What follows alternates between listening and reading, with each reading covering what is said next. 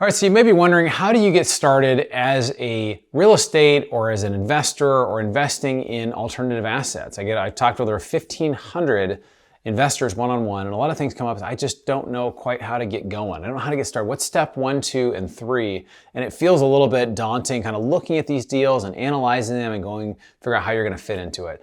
So I have a path, just a simple 3-step strategy. I think that really helps most people get started. Wanted to share it with you. I think you're really going to enjoy it. Let's jump in.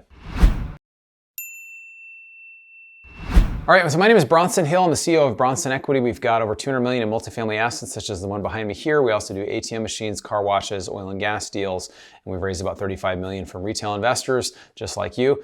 The first thing I tell people is education first, is that you have to get educated. You've got to get yourself comfortable with whatever you invest in. And how do you do this? We're not talking about degrees. We're not talking about, going away to do lengthy trainings or all kinds of stuff. We're talking about local meetups, right? We're talking about conferences. We're talking about listening to podcasts and reading books. These are all things you can do, wherever you are. Now, if you're in a bigger city, there's some benefits because you'll have more meetups locally, but conferences are a great place. And then if you're listening to a podcast or an audiobook, you can do that anywhere, right? I do that while I go on a run. I do that while I'm in the car. And these are things that create an education around investing and kind of give you some steps, to give you some basis of what you need to do. Podcasts are great because you hear about people's experiences, things they did, the stories of things that didn't go well. And then the biggest thing that I do when I show up at events, I'm asking questions. Still, I'm asking questions. But when you're new, just ask questions. Go up and say, hey, I'm new. I just want to learn about what kind of investments you're involved with, right? That's a great question to ask.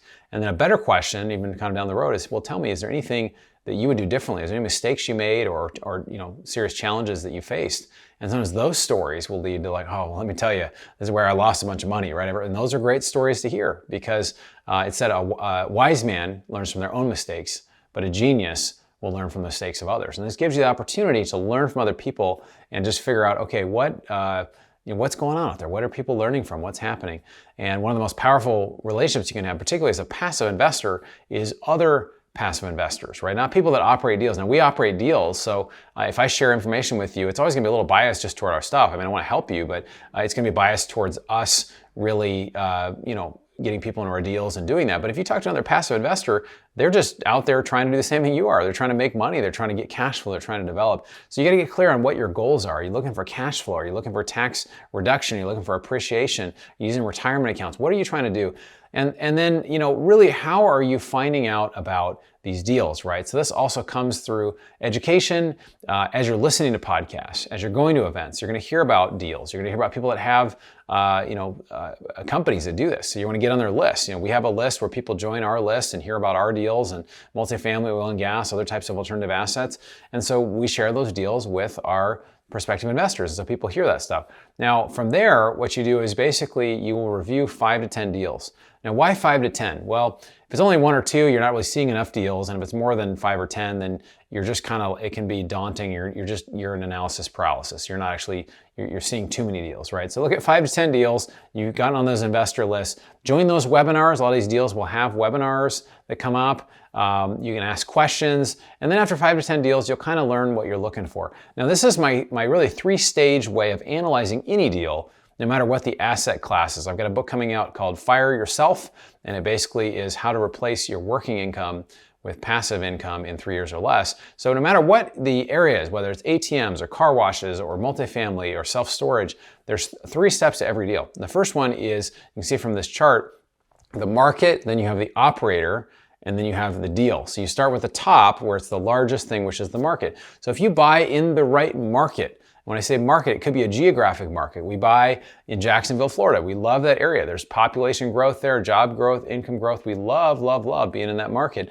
If we're buying in an area where our population is growing and jobs are growing, a lot of things could go wrong with an operator or a deal, but it will still turn out fine, probably because the rising tide raises all ships, because you're in a great market, right? It's the same with ATM machines or car washes. What are the factors that affect that market and what we're seeing there? So we have different macroeconomic factors, reasons why we focus on that particular market.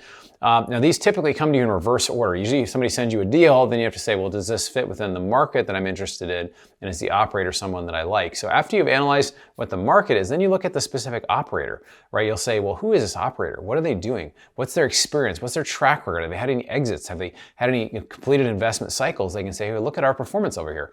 And is this a rinse and repeat type deal where it's like we've done 10 deals in Memphis and this is number 11, right? And we've gotten this type of return and we've got the same property management team. That's a very understandable thing that people can do and say. But if it's like, hey, we did this in this area and we did well, but now we're in Alabama, right? We're in a totally different market. I've seen some issues with that, right? So making sure you understand who the operator is, also their experience, also what they value, right? I used to think when I started doing this that everybody kind of had the same values, right? That we all kind of wanted to make money a certain way. We all wanted great communication. We all wanted transparency. Not every operator operates that way, right? Not every operator has those type of values. So it's important that you look online, what's their reputation, also look at their website, and listen to what they say to you. If you can talk to other investors as well that have invested with them, that's going to be very helpful. Then the last thing is really the specific deal. Does the deal make sense to you? How do you make money? What's the focus of it? Do you understand how the deal actually works? Warren Buffett actually says this. He says, we don't invest in anything we don't understand. And that's Warren Buffett, right? He's a pretty smart guy. But even things he says, there's some things we don't understand, right? So he for a while, he didn't invest in anything really tech related. I think he's kind of changed on some of that. He's invested in Apple and other things as well. But I think just a really good rule of course is not to invest in something that you don't understand. So that's really the third deal, or the third one is about the deal specifically. The last thing I'll say about that is what is the one or two primary risks of ways that you could lose money?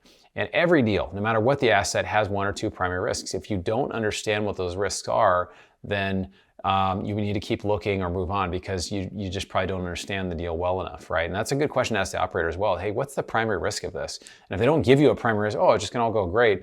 Well, there's always risk in any investments, right? So that's something that you have to make sure that you get to a comfort level and you really understand. So really we look for people in groups that are conservative. We're looking for rent growth. We're looking for, particularly in our experience, we talked about some of that stuff as well. The third thing that you're looking for is to really take action and invest. So you invest in 1 to 2 deals. So look at 5 to 10, invest in 1 to 2. And I have this quote that I've never heard anybody else say this, but I say life has an action bias. Life has an action bias. What does that mean? It means that if somebody's just sitting in their home and thinking about all these great ways and putting this great plan together, what they're going to do, and they never do anything, they're always going to lose as someone who's just out there taking action, going to meetups and talking to people and reading books and doing actually investing in things.